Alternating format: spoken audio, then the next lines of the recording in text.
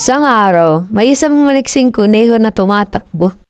At nakita niya si Pagong na mabagal ang lakad. Sabi niya, "Uy, Pagong, ang bagay mo naman maglakad." "Oo nga eh." Sabi ni Pagong, "Nais mo bang magkarera tayo?"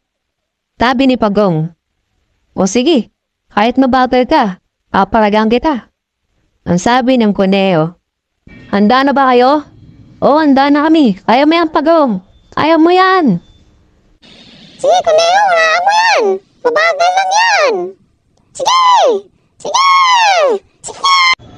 Nauna si Cuneo at nahinto siya sa isang puno at sabing, "Akala naman ni Pagong, matutulog na muna ako dito."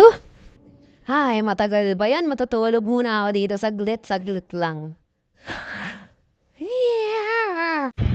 Habang maimbing ang tulog ni Cuneo, ay hindi niya namalayan na paparating na pala si Pagong. Hindi rin ito napansin ni Pagong at dire-diretso lang siya sa kanyang paglalakad. Habang may binatulog ni Cuneo ay bigla itong nagising at nakita niya si Pagong na malapit na sa finish line, kaya hinabol niya ito agad-agad. Ngunit hindi niya ito nahabol at nang nanalo ay si Pagong. "Yay! Ang galing mo, Pagong! Ikaw talaga ang the best!"